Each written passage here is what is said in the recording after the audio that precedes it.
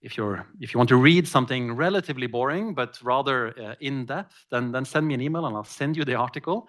And I spent a couple of years actually writing about or researching the different misunderstandings that links to Svalbard and the geopolitics of Svalbard. But before I get to those, let me just provide a bit of context. I mean, many of you in the room could probably do this for me. Talk about how Svalbard has suddenly become even more of a hotspot or even more interesting than it was only a few years ago. How suddenly journalists, as probably those of you who live here regularly encounter in this city, journalists are flocking to Svalbard or to Longyearbyen to write about it. All these news articles here, the one to the top left from Fortune, the one to the bottom left from the Wall Street Journal, this one from Deutsche Welle, the German publisher, and this one even from ABC, Australian Broadcast Corporation. All were published over the last few months, and I could probably have highlighted maybe not 1,000, maybe 1,000, at least 100 different articles written by different journalists, English-speaking journalists or journalists writing in English that come here to Longyearbyen. They might go on a boat to Barentsburg or Pyramiden, and they come back home and they write a story about how Svalbard is now the epicenter of a conflict between the East and the West, or it's where Russia and China meet to collaborate that might challenge the West, or it's the ultimate symbol for how the Arctic is changing and how great power rivalry is influencing the Arctic. I'm not saying that these conceptions are completely wrong. I'm also saying that they're a bit unnuanced. They lack often the in-depth explanation of causality. I mean, if you're researchers here in the room, you know what I'm talking about, proving that something actually happens because of something else. Or they tend to be very generic in their descriptions, or even at times they highlight, say, things that are wrong or that are misunderstandings. And that's really the context of also this presentation here. After having a look at these articles, and actually, I should be accurate. It's not only journalistic articles, it's also academic articles written by colleagues of mine. Even when I was starting 10 years ago, I started writing my first article about Svalbard issues concerning the dispute at sea. And when I go back and read that article, I look at it and say, there's perhaps some things here I didn't actually get completely right. And I've been thinking about this why there are these increasing, or why it's often difficult to be very accurate when you write about Svalbard and geopolitics, or Svalbard and international relations, or Svalbard and international law. And of course, it has to do with the complexity of the topic, right? That those of you who work on this or who live here already know. And that complexity might derive from the fact that there's a treaty that gave, of course, as you know, Svalbard to Norway, but also puts certain limitations or restrictions on Norway, or what Norway can do on Svalbard. Of course, that adds complexity. And even just reading the treaty, I'm not a lawyer, I'm a political scientist, and my lawyer friends always says, oh, you have to read the treaty. You have to look at the wordings. And I find reading treaties quite boring. Even the Svalbard Treaty, which is something that is important for this topic and important for you, and I read it and you almost fall asleep. Right? But I realized that there's a reason for why these treaties are boring. Right? They're boring because they're written in a very careful manner, because every word matters and might be object to dispute or for dispute later on, which I'll get to in a bit, because it links to, or understanding the treaty and understanding the disputes over words in that treaty, of course, links to the misunderstandings and geopolitics of Svalbard. So I should be clear, it's not only journalists. We academics we love hating on journalists or making fun of journalists, but it's also academics, it's also politicians, Norwegian politicians and otherwise, that keeps repeating certain misunderstandings, certain errors even when it comes to Svalbard. And okay, I already showed you this once, but let me briefly go through them. And we can discuss this after the break, after you've had some sugar and coffee, and then you're all happy and we're glad, and we can talk about these more in depth, because I'm interested in hearing also your views on them. But the most common, say, misconception or misunderstanding that I see in the journalistic articles and in academic work, and even amongst politicians, is that Norwegian sovereignty over Svalbard is disputed. But it's not. Not even Russia or the Soviet Union, which is, of course, the main challenge that Norway has had to deal with ever since 1920 or 1925, when the treaty came into force. Not even Russia has ever officially challenged Norwegian sovereignty over Svalbard. And again, you in the room who live here, this might be obvious to you, but I think for many, it's not. And I think even if you ask a random person in Oslo or in Bodø about Norwegian sovereignty over Svalbard, they might say, oh, that's probably in dispute, or there's some conflict, or Russia is challenging Norwegian sovereignty over Svalbard. But it doesn't. Russia has never officially challenged Norwegian sovereignty. The only, not exception, but the slight asterisk that you have to add as an academic is at the end of the Second World War, when the Soviet Union proposed to Norway that we should scrap the Svalbard Treaty in favor of a bilateral arrangement, where Svalbard became a bilaterally managed space, which Norway actually spent 3 years thinking about. The Soviet Union launched that idea in 1944, and only in 1947 did Norway come back to the Soviet Union and say, no, we're not doing that. But I wouldn't say that's necessarily a challenge of Norwegian sovereignty, but it's at least opening a discussion about it. But since Russia has not, and no other actor has challenged Norwegian sovereignty over Svalbard, challenged the fact that Svalbard is part of Norway. China has not, the EU has not, no other actor has. And it's important, because again, you see writings about Svalbard often saying that the Norwegian sovereignty is disputed, or there's legal ambiguity. Scholars, especially political science scholars, love using this term. There's a legal ambiguity when it comes to Norwegian jurisdiction, Norwegian sovereignty over Svalbard, but it's not. A similar or interlinked dispute that also derives from sovereignty is this idea that Svalbard is not covered by the NATO Defense Pact. That Article 5, or all articles in the defense, the North Atlantic Treaty, that they do not apply to Svalbard for some reason. That's also not the case. If Norway was ever invaded, or if Svalbard was ever invaded by a foreign force, that would trigger Article 5. It means that all other NATO countries, the 32 of them, would be engaged, because this is Norwegian sovereign territory, period. I went to Barentsburg in 2021, and I went on Instagram. I'm not very active on Instagram, but I went on Instagram still to look at posts that were all about Barentsburg, and it says Barentsburg, Russia. But it's not, right? Barentsburg is a town in Norway, period. It is, in many ways, it's a similar town to Mo i Rana or Bodø or Oslo. I mean, you could discuss the composition of that town, who lives there, what the nationalities are, what has been going on in Barentsburg throughout history, the fact that they have a consulate, etc., etc. But Barentsburg is a town in Norway, not a town in Russia. Same goes for Pyramiden, same goes for all other towns on this archipelago.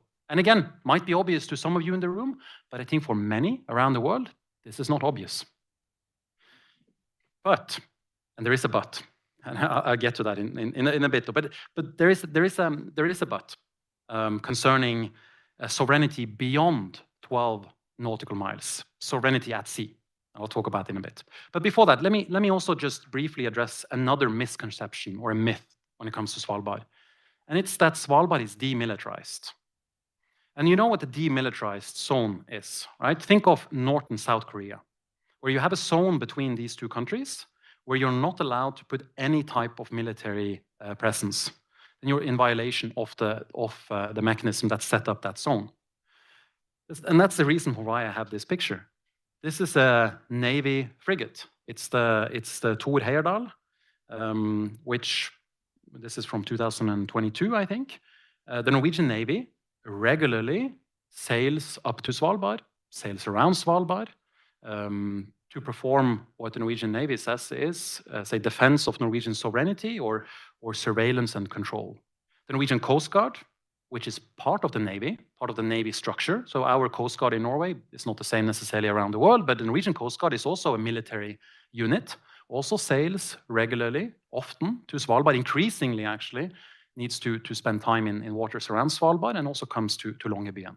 These are military forces that operate in the vicinity of the Svalbard Treaty, right? The defined area of Svalbard Treaty. Or to take a more recent example, when there was a need for diesel, quite recently here in Longyearbyen.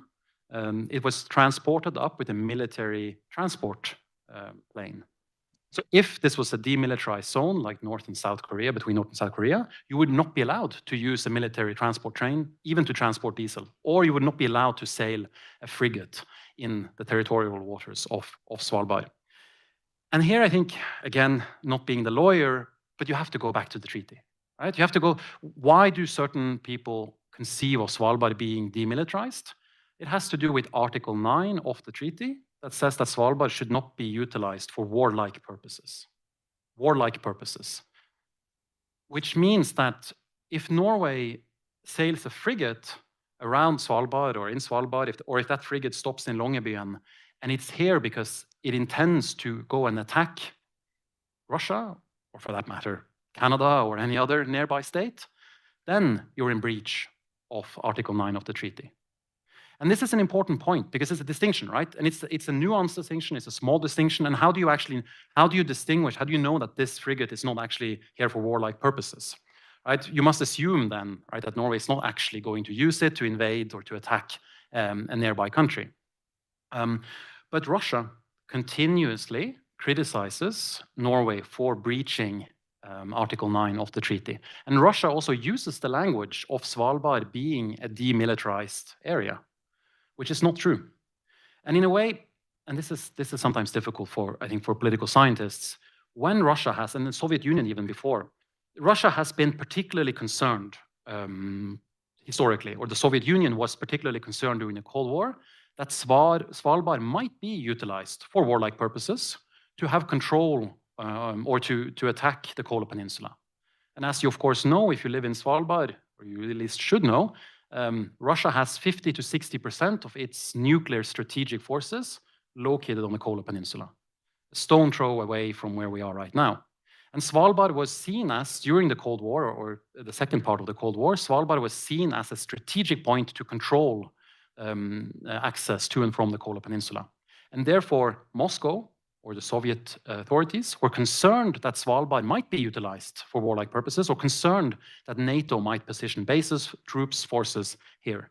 I mean, that would be in breach of Article 9 of the treaty from 1920, yes, but in general, the Soviets and then Russian afterwards have always been very concerned with this particular point and have criticized Norway at times for sending frigates around Svalbard, or even criticized Norway or questioned Norway when it comes to the satellites, the satellite station here, that of course you're very familiar with, which is now, and I just learned this the other day, that it's now become the world's largest ground station for satellite activity. That's quite impressive. And also Russia has criticized Norway and questioned Norway about how do you know that the data that this satellite station gathers, how do you know that that's not used for warlike purposes? It's a bit tricky, actually, to figure out how all the data is being utilized. But Norway has, a couple of times, denied requests for foreign companies that have affiliations with armed forces, a Turkish company and an American company, that wanted to use the satellite station. And Norway said, no, you're not allowed to use these satellite stations for data, linked to the fear that then Russia might actually have a point when they criticize Norway for allowing, say, warlike purposes. But yeah, going back to what was my point? My point was when it comes to Russia and demilitarized. So I think Russia has had a legitimate fear, and probably to some extent still has a legitimate fear that Svalbard might be used as a place for attack against Russia. But at the same time, when Russia clearly knows that Article 9 does not say anything about the demilitarized zone, Russian officials also know the distinction between Article 9 in the treaty and what an actual demilitarized zone is. And when you keep using this rhetoric all the time, almost I say weekly, but at least annually, Russia criticizes Norway on this point, it almost becomes a part of something else. It becomes utilized as a way of, if not undermining Norwegian sovereignty, but at least pinpointing that Norway is doing something wrong. And again, a lot of the media articles that we see, even from Australian Broadcast Corporation or Wall Street Journal, often read these Russian statements and say, oh, okay, and points to this as a point of contention. See, Norway is actually breaching the Svalbard Treaty. but it's not, because it's not demilitarized. Okay, that's a long explanation on demilitarized, but we can get to that in a bit. And then the final misunderstanding, there's actually not one misunderstanding, but there is a bit of contention also when it comes to what rights do states and their nationals actually have on this archipelago. Because there are certain rights inferred by the treaty, as you know, the right of free access without the need of a visa, the right of non-discrimination, so that Norwegian citizens can't be allowed to do things that other citizens can't. But do people or nationals of the countries that have signed the treaty, do they have the right to perform research? I guess many of you in the room are researchers here. This is a point of contention. The only thing that the treaty says about research in Article 5 is that the parties will gather at a later point to discuss convention or set out the details for research. It doesn't say anything about free access to Svalbard for research purposes. But the Norwegian government has, ever since the 60s, 70s, when Svalbard research became more interesting to the globe, the Norwegian government has allowed, or has actually encouraged quite a bit, and still does encourage research, Arctic polar research, to be done in Longyearbyen or specifically Ny-Ålesund.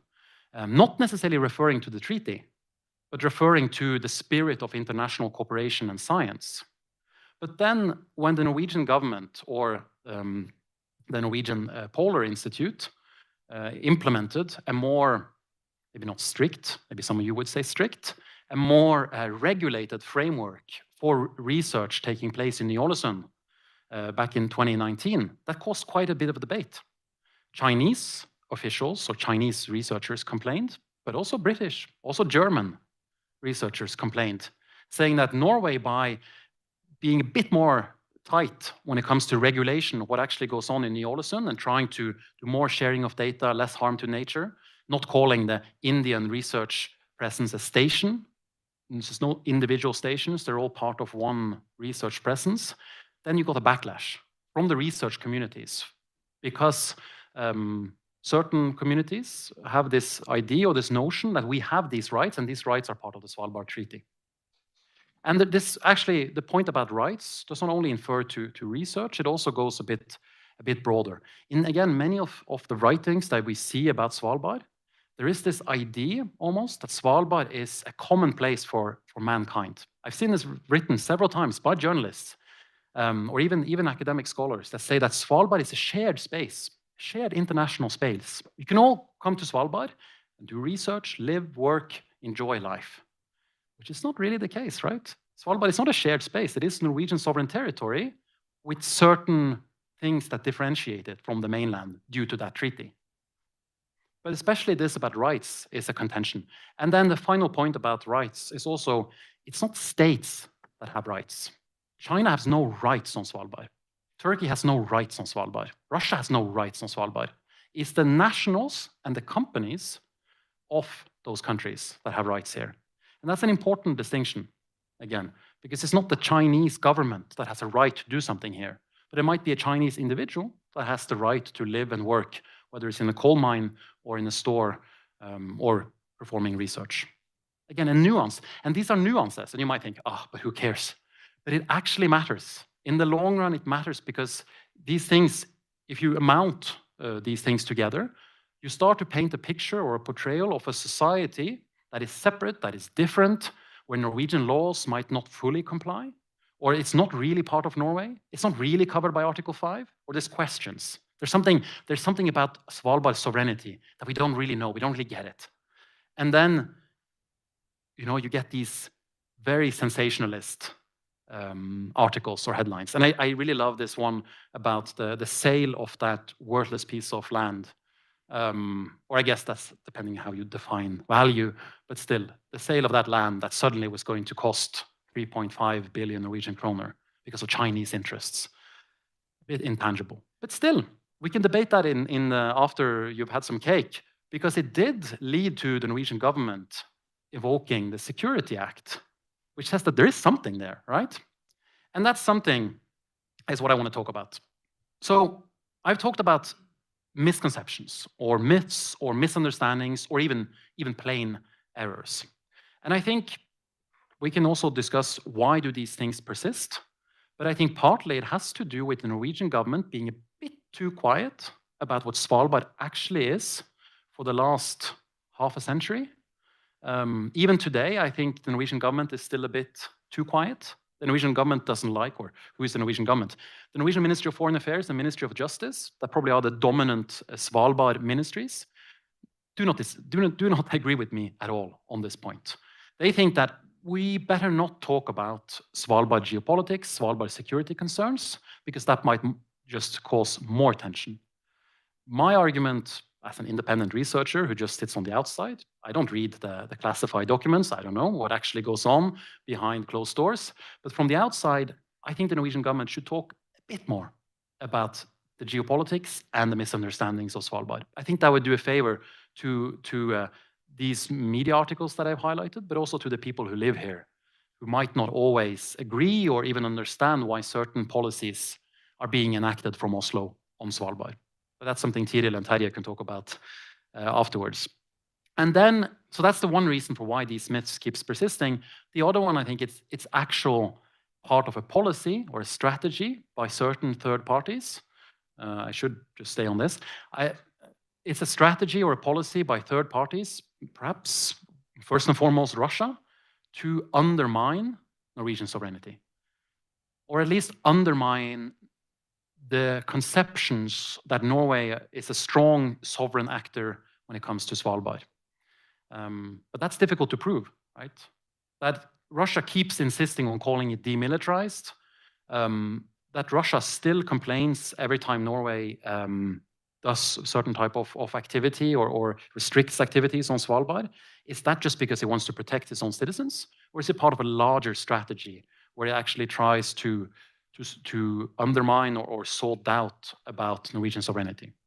Something we can also talk about. But turning to those real and serious geopolitical concerns that do exist, because they are there, and then going to this picture that you probably recognize, at least if you live here. I was debating whether or not I should actually use this one, because there are probably better examples. This is from when Trøstartikugul erected a cross just outside of Pyramiden, not very long ago, in an area that was outside the bounds of Pyramiden or what Trøstartikugul owns, basically in an environmentally protected area, and thus breaking Norwegian law. They were not allowed to erect this cross. They hadn't applied for the right permits to erect this cross, which in and of itself might not actually be a challenge to Norwegian rules and regulations or to Norwegian sovereignty. This is why I was actually hesitant about using this. But I could have shown a picture of the so-called military-style parade in Barentsburg last year, if you remember. I say military style because there's not a military parade, there was no military vessels or units there. That would be in violation of Article 9, of course, as you know. But it was a military style parade, at least that was how international media reported it, where Trøstartikugul was fined for using a helicopter without permits or without linking it to mining operations. They were using a helicopter in this parade, if you remember. Or we could talk about all the consecutive times, every year almost, where Russian authorities sends diplomatic notes to Norway and protests or complaints about Norwegian legislation or Norwegian vessels, the military vessels, or other types of activity that Norway does on Svalbard. And if you track this, if you start looking at activity, Russian activity on Svalbard, and if you track it and you look at during the Cold War, and you especially look at after 2014, and then after 2022, there is a continuous development, right? That is almost exponential for those of you who are natural scientists, right? After 2022, suddenly you see much more of symbolic actions, like the erection of a cross without seeking the right permits, like the military or military-style parade, or like complaints that Norway is not respecting Russian citizens' rights in Svalbard, that Russia needs to do more when it comes to protecting its citizens and its interests, And even the last one, I guess you saw about how Russia, there was a Russian politician who said, let's build a prison in Svalbard, in Barentsburg. All of which, or to put it a different way, these single instances might not be all that much. But if you put them together, if you combine them, there's obviously a pattern where Russian authorities, and Trøst-Arktikugol is a part of the Russian state, right? Where Russian authorities are seeking to, again, is it just seeking to complain and keep pressure up on Norway, or is it seeking to actively undermine Norwegian authority and Norwegian rules and legislation on Svalbard? That's still an open question a bit, but I think it's rather clear that it's not coincidental. And even you could say that Ildar Neverov, the boss of Trøst-Arktikugol here, carrying the cross, after he took office of Trøst-Arktikugol in Barentsburg or Longyearbyen, I could say after he took office, suddenly there became much more activity. Maybe he had a need to, or still has a need to, prove himself domestically back home to show the Putin regime that I'm doing your job, right? I'm out here protecting our rights. I'm out here erecting, Russian heritage monuments. I'm out here celebrating Victory Day on May 9th with a parade in Barentsburg, and this year it was in Pyramiden. So he obviously has a need to prove himself back home. He might not care all that much about challenging Norwegian sovereignty, but that he is allowed to, and that the Russian government and Maria Zakharova, the spokeswoman of the Russian Foreign Ministry, that they keep also upholding and pushing and complaining about Norwegian policies on Svalbard is part of a much larger picture, which is a geopolitical concern. Right? It might not lead to war tomorrow. Russia has not challenged Norwegian sovereignty, as I said already, but they have at least questioned, or at least, question is the right word, they have at least attempted to question or try to undermine it at times. But then when you get a fine for using a helicopter illegally in Barentsburg, you pay that fine, you accept it, you move on, right? You say, oh no, we're not doing anything wrong here. Okay, we didn't know, sorry. But then there's a pattern, there's a trend. Okay. The second geopolitical concern concerns what happens at sea. And so far, I've only talked about land, right? I've talked about the treaty, I've talked about policies on land. But what happens beyond 12 nautical miles is a whole different story.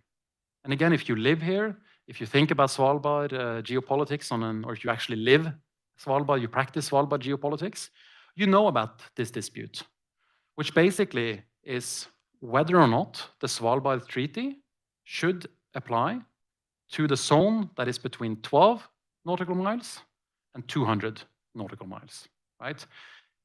Around Norway, we have an exclusive economic zone where Norway has the sovereign rights to all the resources, fish, minerals, oil and gas, whatever is on the seabed and in the water column. We have exclusive sovereign rights to those resources. Around Svalbard, Norway does not have an exclusive economic zone. We have a fishery protection zone that Norway put in place in 1977, which is like a I wouldn't say a compromise, because Norway didn't compromise with anyone, but it's not a full zone because Norway was afraid that it might be challenged by other countries that would say, no, you're not allowed to establish this zone, or if you establish this zone, the principles of the treaty, equal access, taxation or limited taxation, they should also apply to this maritime zone, which Norway completely disagrees with. And throughout the years, especially the last decade, we've seen that this has been an increasingly challenging situation for Norwegian authorities, mainly because of this, actually, snow crab. I don't know how many of you eat snow crab on a daily basis. In Oslo, it's not very accessible, to be honest. But the snow crab and snow crab catching led to a whole dispute concerning who has the rights to catch these things. Because when it comes to cod, or fisheries in general, not only cod, the primary fish stocks around Svalbard, Norway has a co-management regime with Russia, as you know, where they've set aside 2.something% to third parties that the EU, the UK, other actors get a part of.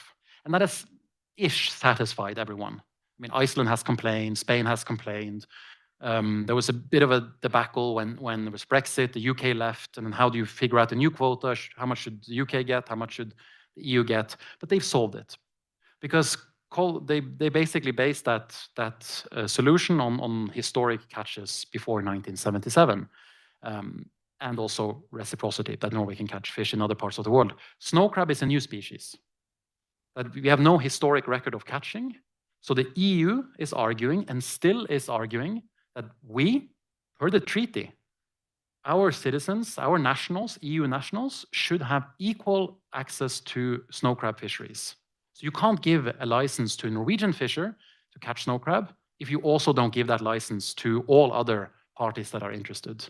Per non-discrimination, equal access, which Norway says, we don't agree with that at all. This is a Norwegian regular zone, so we do not abide by the treaty in this zone. And this dispute is not going to go away. Norway is not going to relent on this. The EU is not going to relent on this. And there are other actors also looming with sometimes murky positions. China is one actor. China has no stated position when it comes to whether or not the zone around Svalbard is part of the treaty or not. But China has fishing interests and have also stated fishing interests in the Arctic. And China is increasingly also cooperating with Russia about fisheries, not around Svalbard, but in the Bering Sea, Bering Strait region, the other part of the Arctic, much closer to China. Only a week ago, or was it 2 weeks ago, a Russian and a Chinese Coast Guard vessel were operating together just off the coast of Alaska in that part of the Arctic, signaling something.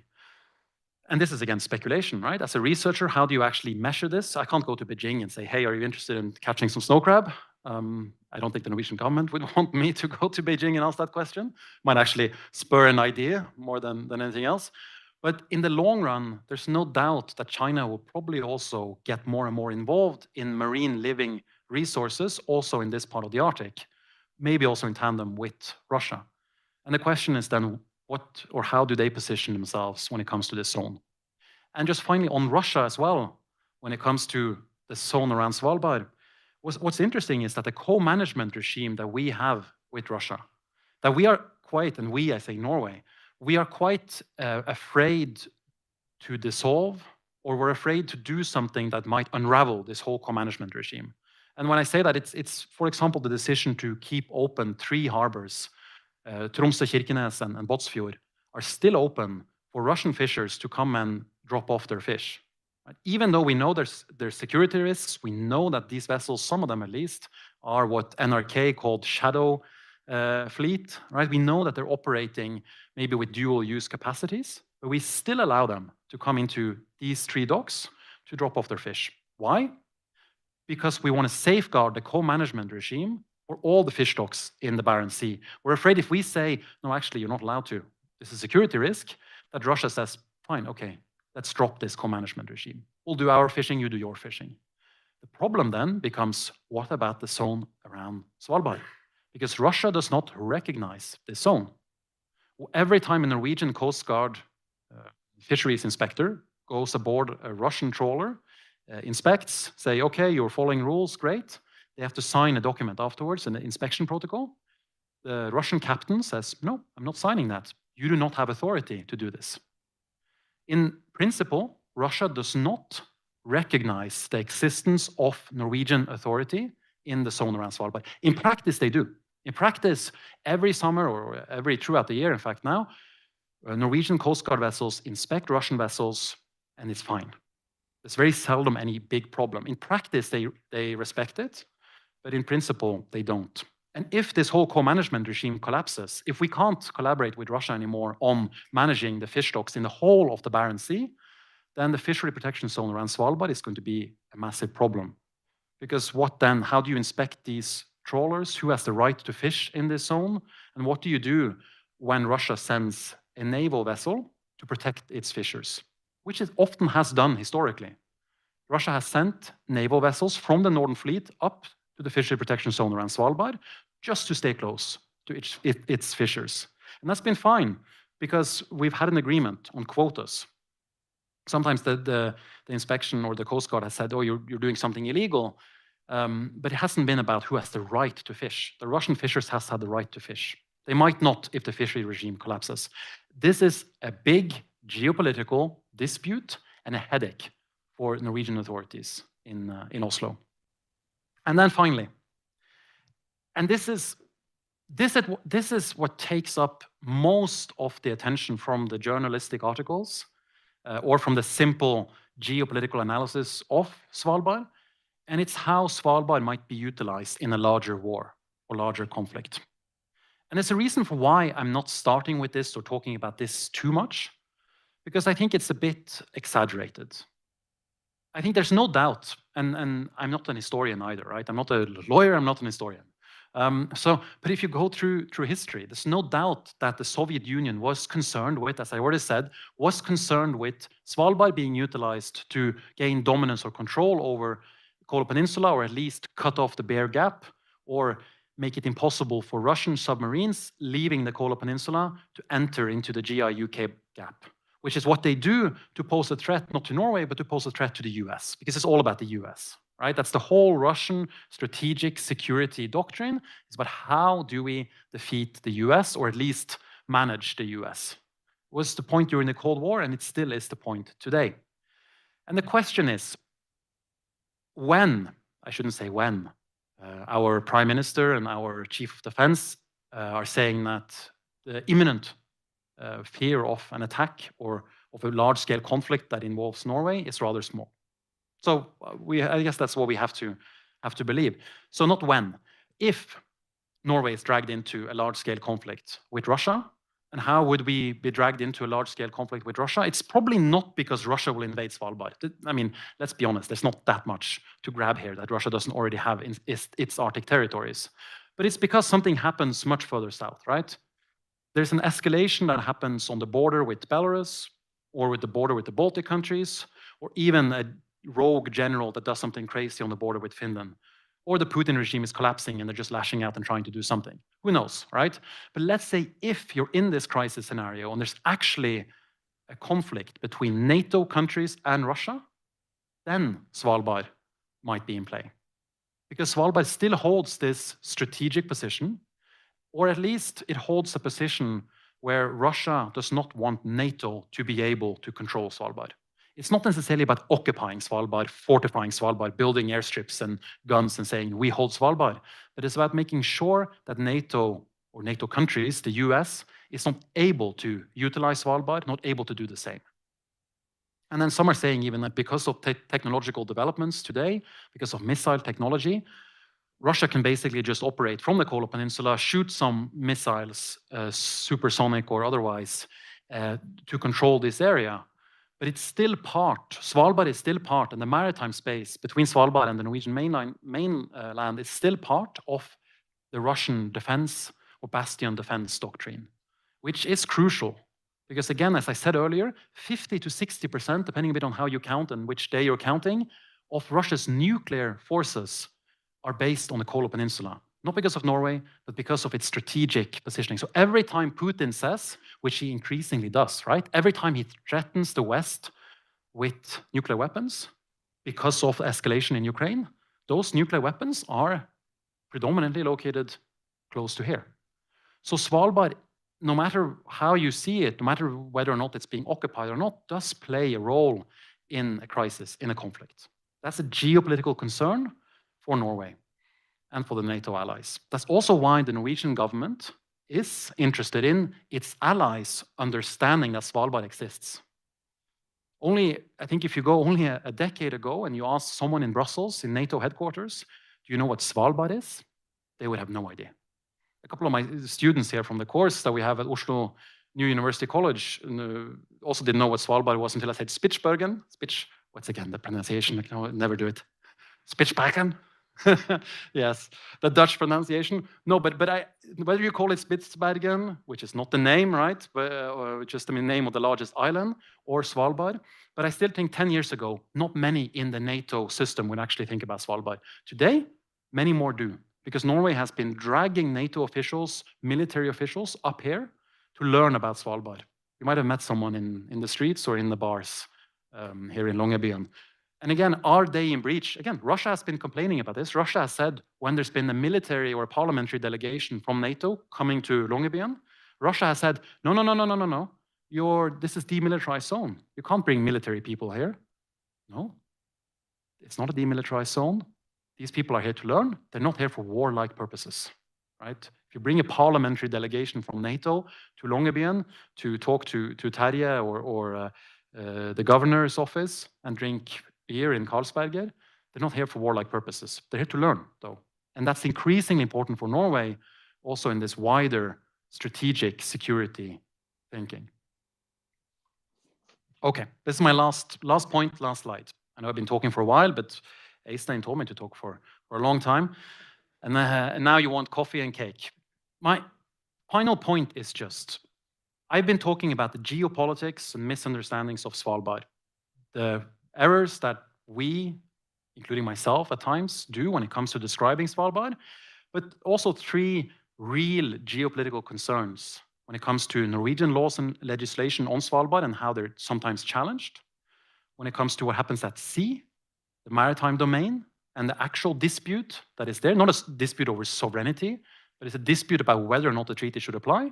And finally, also in a crisis scenario, how Svalbard is relevant and might be used in a military or strategic sense. But I also think it's important to remember the broader picture. The fact that we are in the Arctic, even Bodø Sea is on the map, is in the Arctic, barely, but that we are in the true, real part of the Norwegian Arctic, what really makes Norway an Arctic country in terms of climate, geography, and also access to the Arctic Ocean is Svalbard. And the Arctic itself, as I would almost like to say, a concept, right? You guys live here. I also grew up, albeit not here, but I grew up in the Arctic. There's 4 million people living in the Arctic. There's 8 countries. You know this already, right? The Arctic is a vast space. It's 4% of the globe. 4%. You imagine. 70% of the world is ocean. 4% of the globe is the Arctic. It's 6 times larger than the Mediterranean. The Arctic Ocean is. Only the Arctic Ocean is 6 times larger than the Mediterranean. Everyone knows about the Mediterranean. The Arctic is still not very well known. It's often perceived, and I encounter this all the time. I encounter it in Brussels, in London, in New Delhi, this idea of the Arctic. The Arctic is a concept or a construct that we're interested in. I would love to go there. Love to travel on a boat, love to see the polar bears, have sex under the northern lights. Apparently it brings luck if you conceive a child. It's a real thing. So the point is, the Arctic is increasingly a hot topic internationally. And then you know it because of tourism increasing also here in Svalbard, or because of researchers, that some of you might be researchers from non-Arctic countries coming here to study the Arctic, right? I have 30 students here from Oslo who study the Arctic. And Svalbard becomes the focal point of so much of this attention because it's easily accessible. It's a 2.5-hour flight from Oslo. It's cheap to get here, to get this far north, right? Try to go. I've been, the only other part of the Arctic that I've been this far north, it wasn't even that far north, was up here in the Mackenzie River Delta in Canada. It took a day to travel there, and I'm glad I didn't pay for the flight because I couldn't afford it, right? This is an accessible, easy place to come and learn about the Arctic, to study the Arctic, to see northern lights or polar bears. That also means that Svalbard gets a lot of this geopolitical attention. So when India has an Arctic policy from 2022, right? India does. It focuses a lot on Svalbard because it's easy, it's accessible. It has researchers. India has researchers here in Ny-Ålesund. China mentions Svalbard 6 times in its Arctic policy from 2018. So Svalbard is not only interesting because of the geopolitics that concerns it, but also because of the way it figures in the wider Arctic interest. That is, again, also, as I said earlier, exponential in growth. So in the next 5-10 years, there's only going to be more talk about Arctic geopolitics and Svalbard geopolitics. Right now, there's a state visit by the United Arab Emirates in Oslo. What is one of the things that they're talking about, the Crown Prince of UAE together with our Prime Minister? It's the Arctic, right? Suddenly the UAE is an Arctic interested actor. Turkey just signed the Svalbard Treaty, quite far away from the Arctic. All right. Thank you so much for coming today. My name is Tiril. I'm a PhD student at Nord University in Bodø in the Arctic. And today I want to talk to you about something that I call greenwashing geopolitics. And I will come back later to what I mean about that. And what I will talk most about is this process surrounding the firmer environmental regulations on Svalbard. Which many of you know more about than I do, I'm sure. You will probably know this date, September 2021. That's when the Norwegian government said that they would actually change the environmental framework on Svalbard. And they said that this was necessary because of climate change and because of increased tourism. It was no longer sufficient to protect the vulnerable nature on Svalbard with the framework that was already in place. So there was a lot of different suggestions, and some of them was that the landings in protected areas should be prohibited. There should also be this passenger limits of 200 for ships, and maybe the most famous one is this minimum distance to polar bears, to bird cliffs, and to walrus holeouts as well. This picture is from the local newspaper. I'm sure maybe some of you were even here. You have seen this and you have read this as well. And the point is that when these proposals came, there was a huge protest here in Longyearbyen when they were to present the new proposal. Hundreds was actually protesting, and that is quite a lot when you know that Longyearbyen is not the biggest town in Norway. And what I think is very important here is that, of course, some of the criticism was directed to this. They were disagreeing on the actual content of the proposal. But a very important thing as well is that they were also not agreeing on the process itself. It was a feeling of not being heard. So based on this, I got a few questions that I wanted to look closer into. First, what was at stake? And were there any barriers to the decision process? Was there something with the process that was actually not quite okay? And third, was there more to the policy proposal than the wish to protect nature? So what I did was to go here, of course. This is me in Ny-Ålesund. I did my research here for my PhD. I stayed in Longyearbyen and also got to visit Ny-Ålesund for 1 month, and I also have been visiting Longyearbyen several times. I have mostly done interviews, talking to people both here in Longyearbyen, but also on the mainland with the national politicians and people working in the bureaucracy as well. And of course, to different stakeholders, both local, but also other places. So what was at stake? I will not talk about everything that was at stake, but I will talk about 3 main issues that I heard a lot over my interviews. One thing that kind of surprised me a little bit was that several of the researchers were actually quite concerned with the new environmental regulations. And what they were concerned about was that they would not get access to their laboratory, which they call it, the nature. Many of you probably know this from before. But yeah, they were concerned that more protection could mean that they're not actually getting access to the laboratory. And another issue, which maybe is the biggest issue for the local community, for the people here, is the issue of bolyst. It's not really a good English expression for that, but it means the wish or the desire to live and stay in Longyearbyen. And the thing is that a lot of the people that come here, I'm sure some of you actually came here for that reason, is that you want to use nature. You want to hike, you want to go on expeditions, you want to explore the beautiful nature that Svalbard has to offer. And so when you take away a good portion of this, you also take away a good portion of the living quality, as one of the Longyearbyen locals I interviewed said. Big issue. But of course, some of the main criticism also came from the tourism industry, which was directly targeted by these new regulations.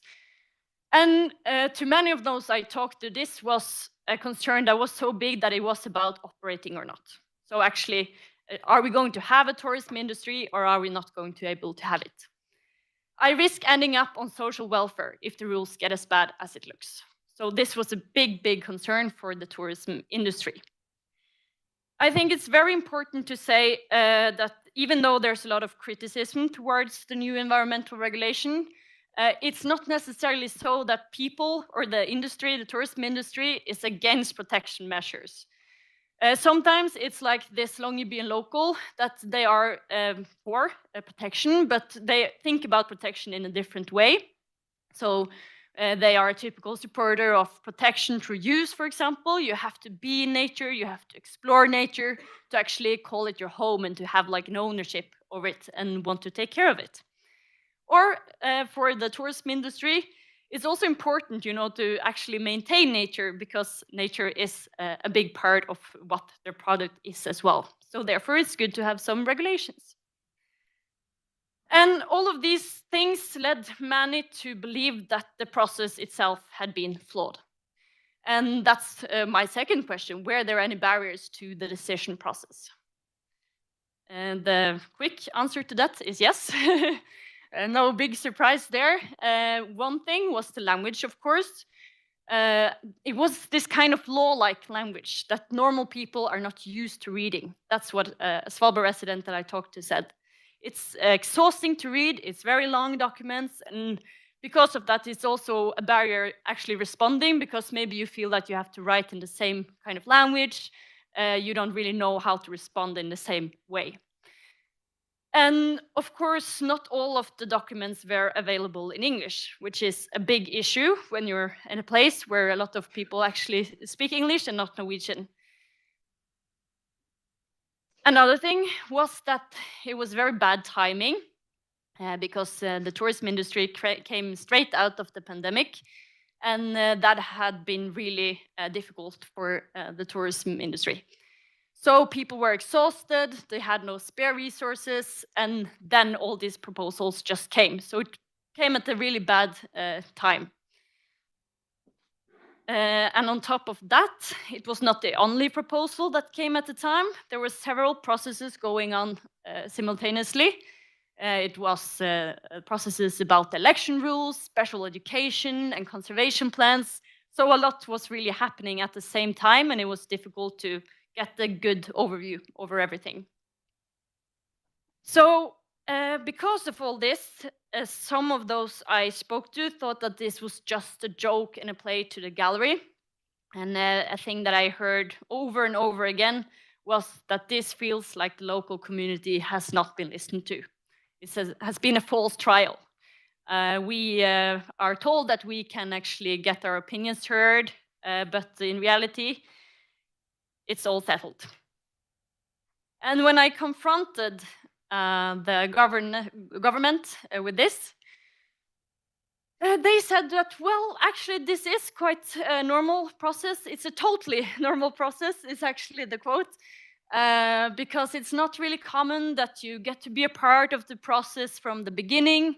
This is how we do it everywhere on the mainland. This was a totally normal process. And I think the contrast is quite striking. A joke, you know, a play to the gallery, a totally normal process. So people have definitely experienced these processes in a very different way. And this also led people to believe that there maybe was some hidden agenda behind this, which is leading up to my third question. Was there more to the policy proposal than the wish to protect nature? Again, the quick answer is yes. One thing that was very evident is, of course, that there are some tensions between the local and the national level.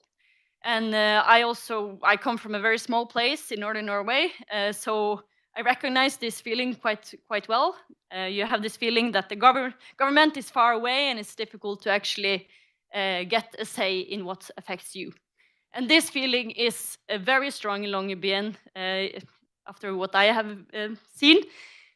There is this perception that the people who decide of Longyearbyen, sitting down in Oslo, they don't know how it is to live here, and they are to decide over the lives over those who live here.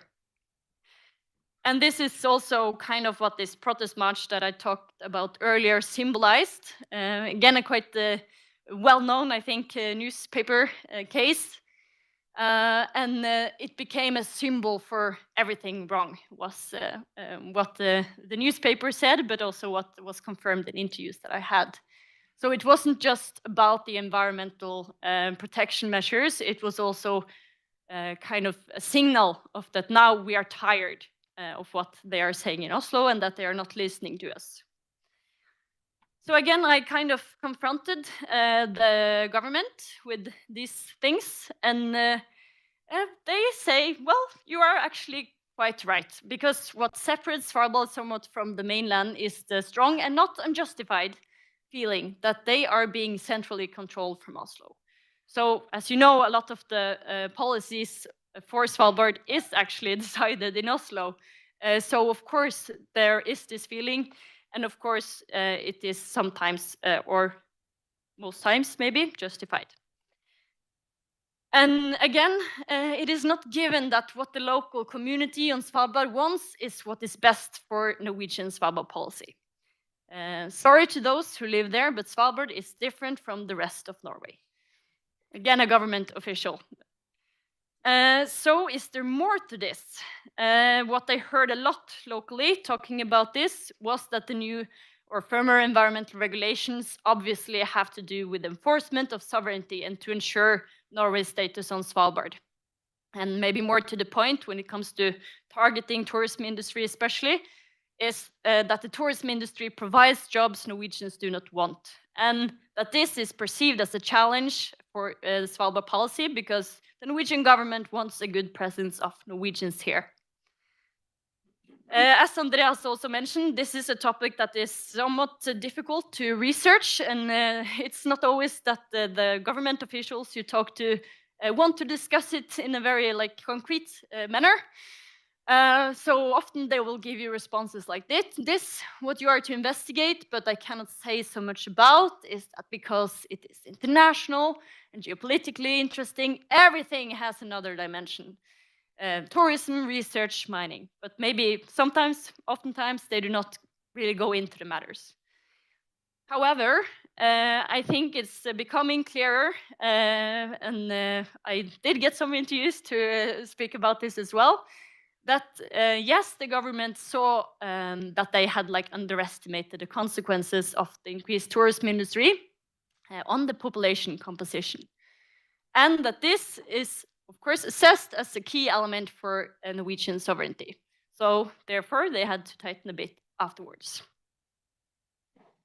I have to say, of course, that climate change and increased human pressure are real threats, and it's very important that the Norwegian policies address these issues on the mainland, but also on Svalbard. But it's also clear that environmental regulations really show that Norwegian measures apply to Svalbard, and so it's a way to signal that Norway has sovereignty here. It may also help increase the Norwegian share of the population on Svalbard, both because it makes it more difficult for the international tourism industry, but also because it may need more people to come and actually enforce those new regulations. And a very important point, which Andreas also actually talked about, is that this dimension is not openly addressed. This is also kind of relating to the energy transition. Of course, when this has been discussed politically from Oslo, economic considerations has been important, just as they have been here locally. Energy security considerations, important both locally and also nationally. But I think if you go to Oslo and speak to politicians there, they will highlight the environmental dimension of this. Phasing out coal is first and foremost framed as an environmental issue.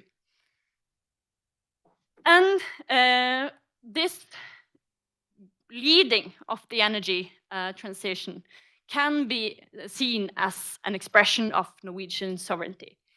Because this is a very prestigious project, it's happening so far north in the Arctic, and when Norway are leading this energy transition, they are also showing that Norway is deciding over the future.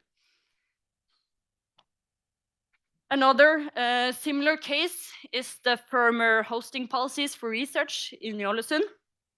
which in the policy documents are framed as policies to ensure higher quality research, but also research with better utilization of resources. So it's a way to get the research with high quality, but also low environmental footprints. Because Ny-Ålesund is not an infinite resource, you have to keep it low. It's important that the research that is done there cannot be done anywhere else. And we have to ensure that this research is environmental friendly. And this is kind of what the firmer hosting policies were meant to ensure. But it's definitely also possible to view the firmer hosting policies in Ny-Ålesund as a response to the increased international presence there. For those of you who have been in Ny-Ålesund, you recognize these stone lions. They're outside of the Chinese research station. And it's been very much discussed as a signal of China being in the Arctic. And as this interviewed government official said, foreign research institutions had perceived Ny-Ålesund as a place without particularly clear rules of the game. This is, of course, an issue for the Norwegian government.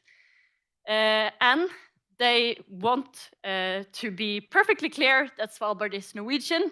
So we cannot have it that way that Svalbard and Ny-Ålesund is perceived as a place with no rules of the game. It has to be perfectly clear that this is actually Norwegian.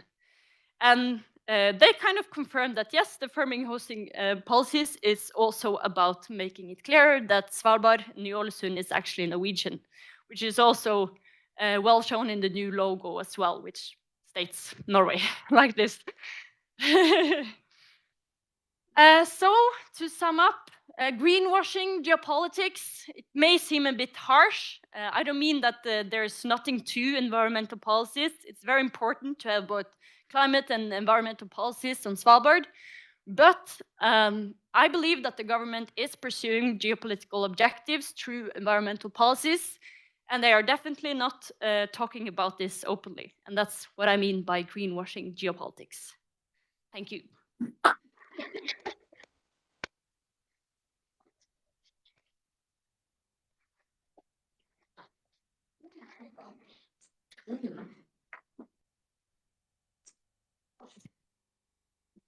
Okay, then I would like to invite lokalstyreleder Terje Aunevik to the floor and give some comments. We will open for questions from the floor afterwards. First, thanks to you both for bringing up this not news, but interesting information for all of us. I think there is some issues. My job as a lokalstyreleder is quite limited. It's connected to the aerial plan for Longyearbyen, which is the valley you see. But on the other hand, it's impossible to run a society as Longyearbyen without having the sort of overall picture of the security policy connected to the fact that Norway has the sovereignty of Svalbard. As you, Andreas, showed on the map, it's of course gives a strategic position. And one issue that you didn't raise, which I also find interesting, is the fact that Norway as a nation has moved from having, I should say, the responsibility of a border to Russia for 200 kilometers. Well, just recently, based on the fact of the Ukraine war, we are together with NATO in charge of almost 1,500 kilometers due to the fact that Finland and Sweden is now also a NATO member. That changes the picture a bit, and it actually changes the Norway's position as a NATO member. How Norway's importance has changed in a way, and maybe more major logistic point than before. And that's also a part of the picture. For me also as lokalstyreleder, I think the situation in Ukraine, what does it prove?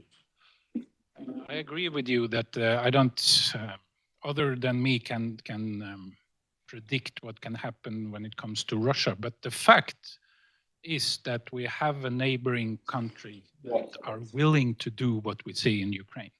And of course, we need to act accordingly. And that's why also the discussion locally here now when it comes to strategic infrastructure, what I like to call it, that means energy, fresh water and sewage. The basic needs we have to run a society becomes extremely important, and the preparedness level has changed dramatically. So from my point of view, that is important now to consider as a national responsibility. And this is one of the biggest issues we are working on. And that again brings in the fact that even a small local community with rather small responsibilities are even a player in those major big issues for Norway. That's my takes, and I think maybe we should open for questions. And Anyone? The floor is open. I will run around with the microphone. In the back, yeah.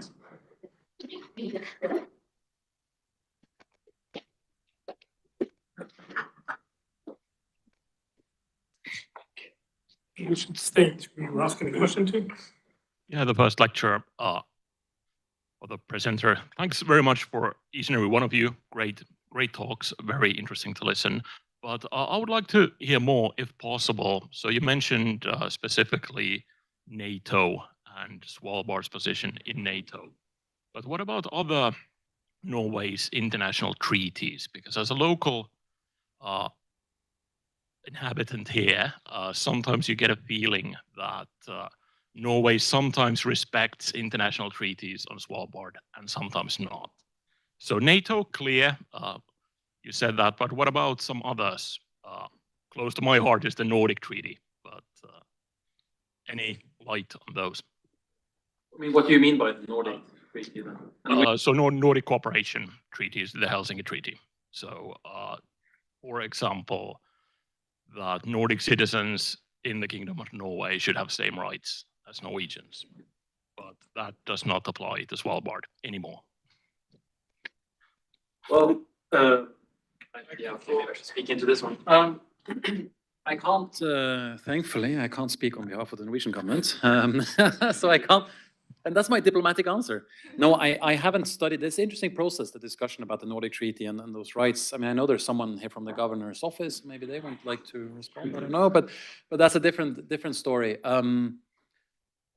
In general, my take perhaps is that countries respect international law, but at the same time, they have national interests. And there's always a fine balance, right? And Norway loves to portray itself, and I think most Western democracies loves to portray ourselves as law-abiding states that always follows what's best for the international community and for everyone. But that goes to a certain extent, right? We have our national interests. So that's a very fluffy diplomatic answer. But the question was also a bit difficult to tackle. In terms of, I mean, I interpreted your question also in a different sense. Or maybe this is where my head is at the moment, because you seem a bit critical, or I'm just interpreting your question to being critical against NATO. But I think there's an interesting component of the Nordic cooperation and relationship with Russia. Maybe also perhaps imagining that the Nordics might develop some form of way to deal with or talk to Russia, maybe not today, maybe not tomorrow, but down the line. And whether or not that's a Nordic part of Nordic treaty or the Helsinki process, or whether it's something different, but I think that's still something that is relevant. I don't know if my fellow colleagues here have. Yep. I guess you can discuss that on different levels, right? And it can be many details. My take to it is that if you move to Svalbard, either if you're a Norwegian or a foreigner, you are welcomed into a quite open society with a certain level of welfare system. And up to that level, it's quite similar for all people moving, including me, even as with the Norwegian passport.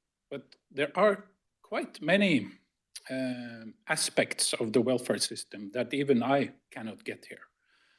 And if I have needs above that level, my affiliation is important. So my connection to my home county or my home country will be important. And that's why it also brings in that with so many nations represented in this island, close to 50, there is 50 different affiliations as well. And of course, there will be 50 different levels onto it.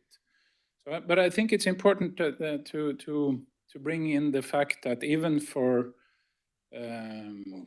us holding Norwegian passports, the welfare system is limited, and it gives a certain difference compared to living on mainland. I hope that could give some aspects to it.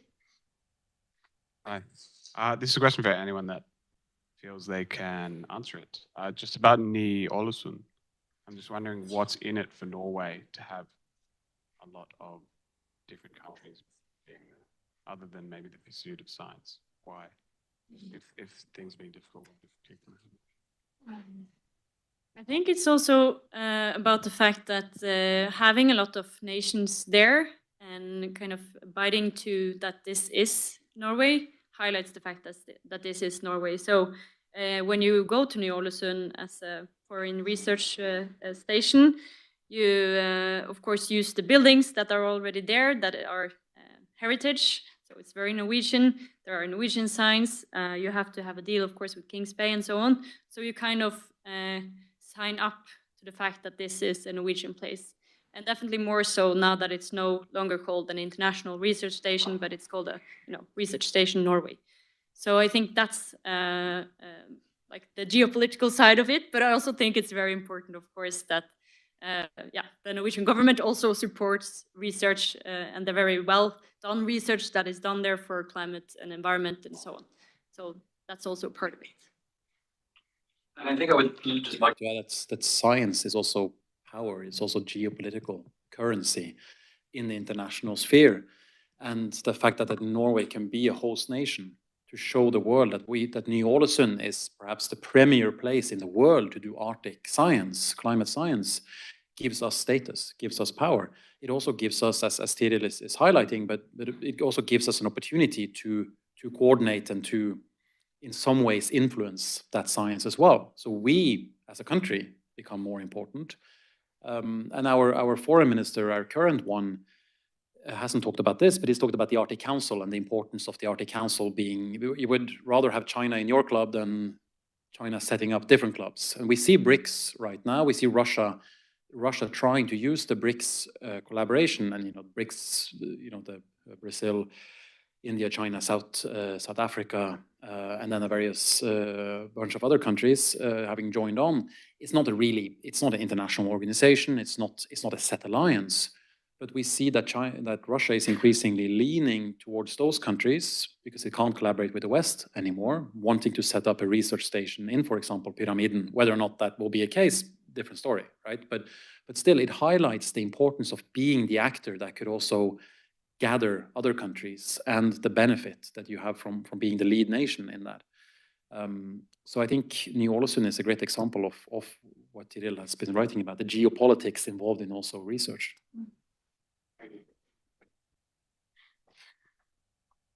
Right. So my question is perhaps mainly to Andreas, and it goes to one of the misunderstandings that you elaborated on. And so you say that Russia or any other state hasn't really contested or challenged the sovereignty of Svalbard, although we tend to think about or think so. But what are the chances that they actually will challenge it in the future? And particularly Russia, which is kind of unpredictable, but also maybe other states that could have an interest in challenging the treaty. I think that chance is quite low, to be honest. And then let me just reiterate my point. Russia has not officially challenged Norwegian sovereignty. But you could argue that if you continuously complain, criticize Norwegian policies from an official level, while at the same time the state-owned company is engaging in different types of activity that is breaking Norwegian law, the sum of that over years is amounting to a challenge of sovereignty, perhaps. But it's not an official challenge, at least. And I don't think Russia will. I think Russia is perhaps the one country, apart from Norway, that is most satisfied with status quo. Russia is the only country that has different settlements or say population living in different settlements on this archipelago than Norway. Russia has full access to fisheries in the maritime zone around Svalbard. So as long as Svalbard is not utilized for warlike purposes, I think Russia is rather happy with status quo and might not necessarily see a reason to challenge. What would be the alternative then, right? Because you have 44 countries that have signed the Svalbard Treaty, and the US being one of them, the UK, France, others. Even China might not want a system where we have to figure out something new, or want a system where Russia suddenly is imposing its rights. I mean, what's the alternative? So I think Russia is rather satisfied, and I think other countries as well aren't necessarily interested in finding a new regime. I mean, if you go by, again, I'm not an international lawyer, but if you say, okay, Svalbard Treaty is dead, let's say it had an expiration clause, like the Antarctic Treaty, that has an expiration clause, right? It's about to expire in 30 so years. Let's say the Svalbard Treaty had the same. What would happen then? I think the most likely answer is that Norway would get full sovereignty, because we have practiced sovereignty over Svalbard for 100 years next year, right? 99 years of practice of Norwegian sovereignty. There's no other state that has done so, and there is something about legal practice. So I don't think necessarily the challenge to the treaty is that likely. It's more these sub-challenges, or the I hate using this word, hybrid warfare, but these challenges that operate under the threshold of an actual challenge, where you can say, oh, that country is now challenging our policies. Instead, it's a slow drip to get your way that keeps Norway on its toes, forces the Norwegian government, the governor's office here, to spend a lot of resources, a lot of focus on these issues that might have been spent on something else.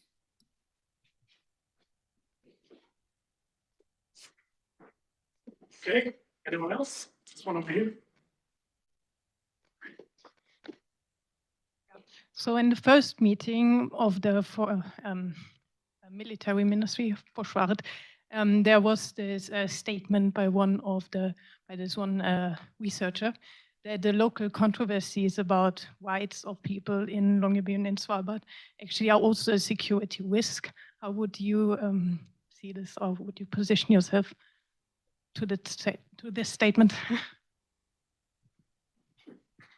Which one are you asking? So the controversy about having different rights for different nationality in Longyearbyen also, it is really controversial at a local level, and this could also actually be a security risk in a conflict. Because people would move? Yeah, because people are not united in the... This refers to, there was a meeting here a couple of weeks ago. Yes. Yeah, there was a meeting, and you weren't there, so it's hard for you to, but Terje, you were there, weren't you? Yeah, it was someone from Tromsø. It was Stian Bones, perhaps, who was saying. Yeah, Stian Bones from the University of Tromsø was saying that might be the case. I don't think, do you remember the... No. I'm not sure if anyone here is... But I mean, I guess my colleagues here can talk about the actual mood and in this society, whether or not the conflict is as big as you might get the sense when you're living in Oslo. But it's obvious that any disorder in any society could be utilized by actors that aren't necessarily interested in stability and who see a benefit from instability. I mean, we have proof, right, of everything from meddling in elections. I mean, Russian meddling in various elections, especially the American one, of course, to hacking emails of the Norwegian Parliament.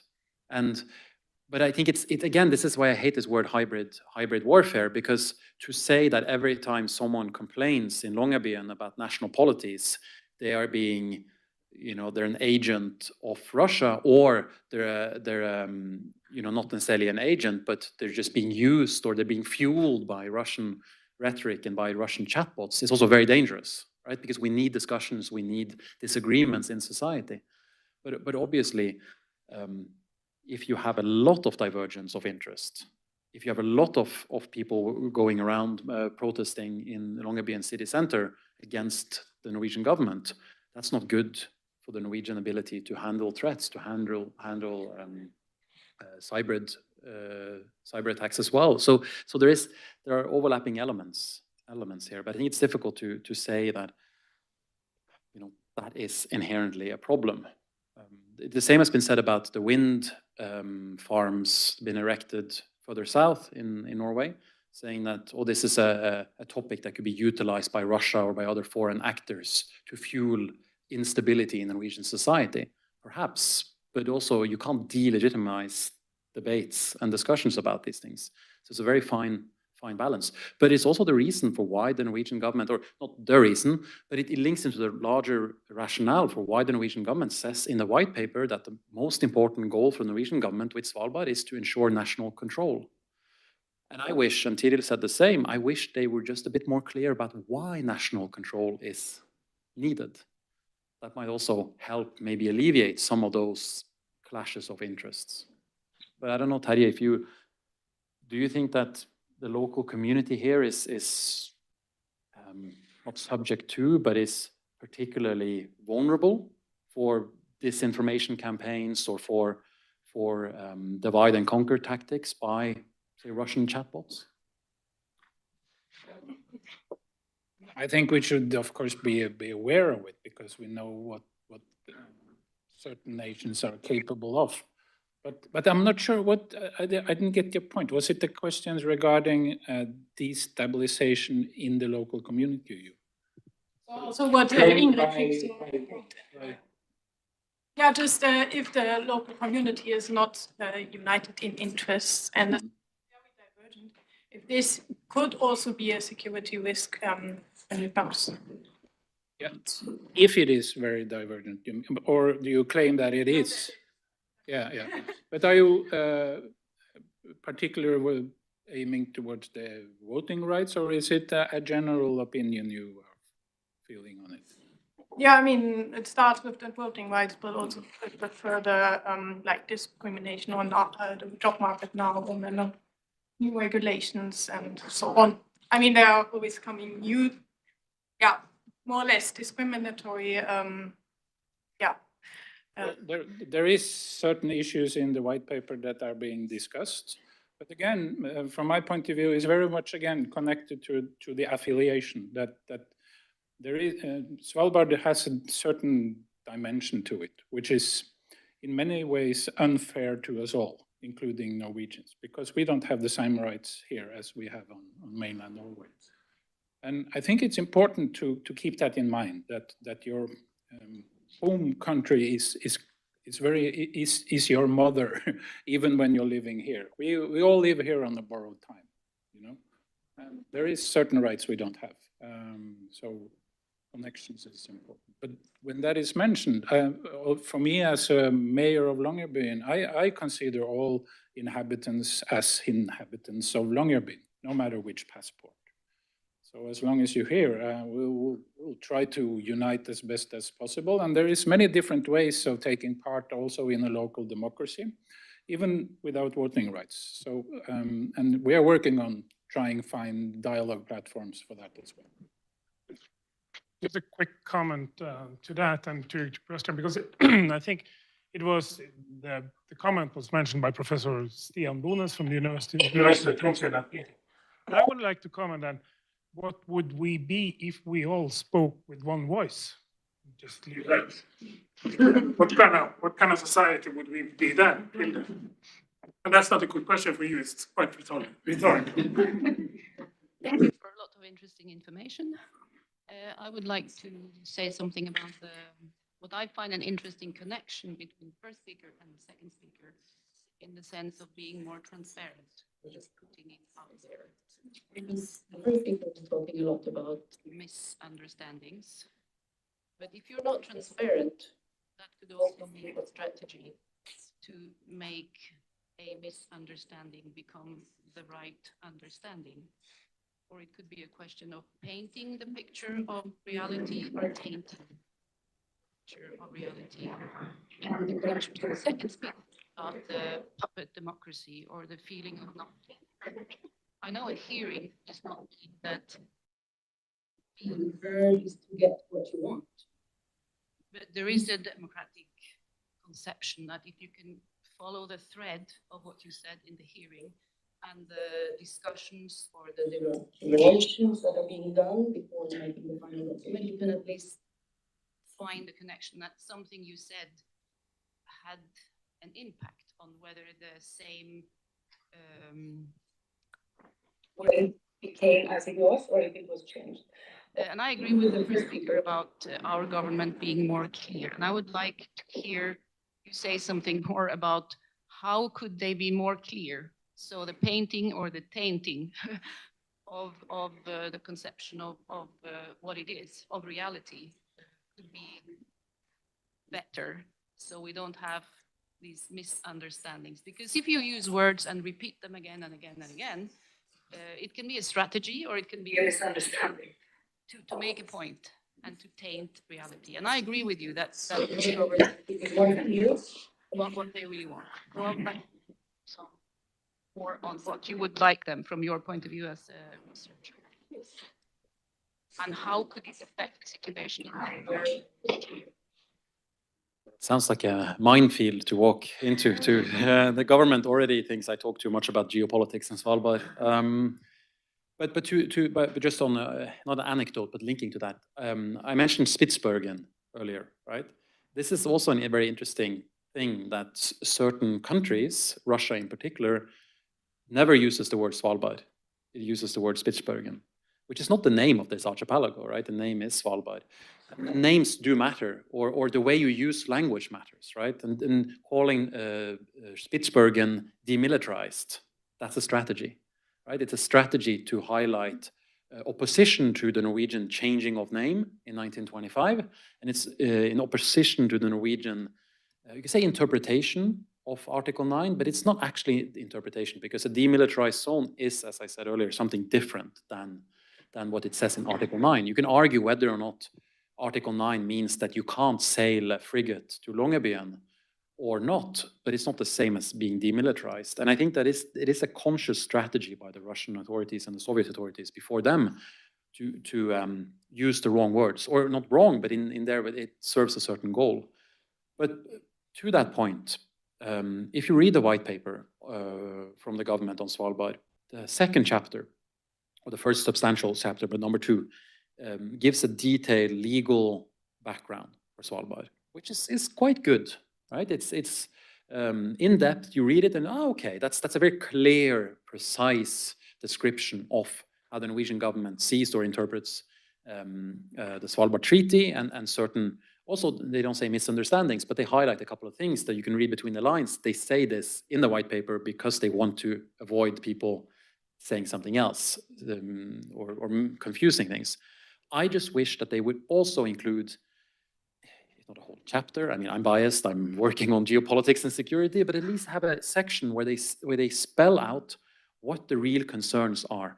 If you're afraid of dual-use technology by researchers in Ny-Ålesund, and you're afraid that monitoring something up there can also be utilized for military purposes and maybe even utilized to harm Norwegian interests or Western interests, either in Svalbard or in mainland Norway, then say it, spell it out, because the Norwegian Ministry of Defense does when they write white papers.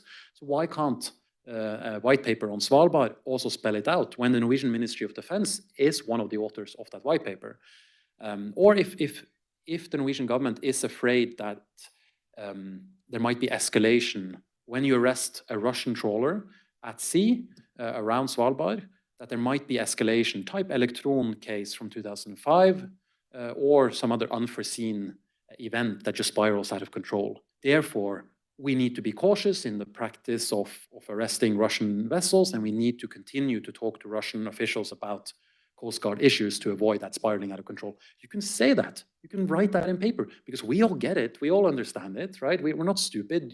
People who live here are not stupid, and the security analysts are not stupid. But this government way, and I've never, thankfully, worked for the government in Oslo, so maybe I haven't learned that way of writing, of just the top-down bureaucratic language that is not necessarily taking or explaining everything. But I think they could do a better job. But I mean, this is probably not a Norwegian government problem. It's probably every government around the world could do better in explaining what they want.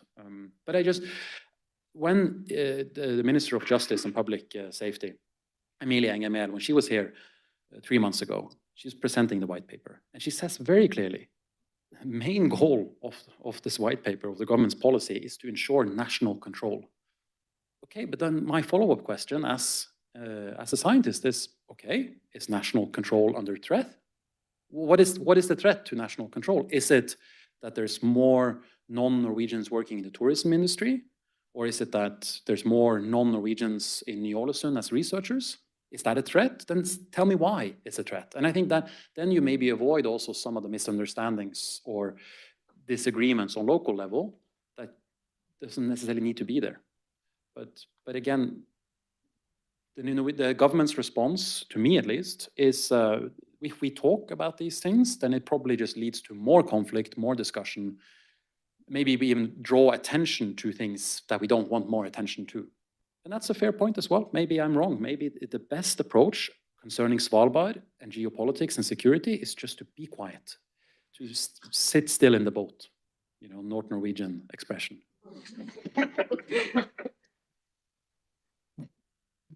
Okay, one last, or are we with cake and ready for something else? I'll be quick. It's just a follow up on that. As you were speaking, I was thinking about this. Do you think that status as a strong soft power nation can begin to be challenged by all of this Svalbard talk? Because I feel like Norway gained a lot of popularity as a diplomatic nation in the 90s and early 2000s by establishing itself as a beacon of democracy and all of that. And then suddenly we're like, we have the voting rights issues and other issues responding to countries that want to fish here. And I think, to be quite honest, this is unpopular maybe with my friends, but once we incorporated Barentsburg into the national registry, I was like, oh, okay, now the previous decisions of the government begin to make a little bit more sense if we were planning on implementing these things. But I still think that in the long term, as tensions rise, that all of this undemocratic pressure on Svalbard might hurt us as a voice in the UN and our relationship with other countries, including BRICS countries, which we have historically had a good relationship with. So do you think that we might walk towards a darker future as a diplomatic nation? That's a tough question to answer when I want to go to Carlsberg. No, I think my short answer is no. I think Norway operates like any other state. We have our national interests, we have our core interests, and we have image building. When it comes to Svalbard or certain policies on Svalbard, on land, on sea, we have our national interests. I'm not sure that there's a fear of being seen as non-democratic or that we lose status in the UN if we do something in Svalbard. I don't think the government is that coordinated. I also think that a country has so many different arenas that it operates on. But I do think, and you should talk to Tiril about this, because Tiril has written her whole PhD about how the geopolitical rationales that we've talked about here, how they underline some of the other processes that have been ongoing. And that also has to do with status. Am I wrong, Tiril? We can discuss that later at Carlsberg. Okay, thank you, and thank you for coming. I have a small gift for the speakers. Improved notebook to a fashionable away. Okay, a big hand for our speaker. Thank you.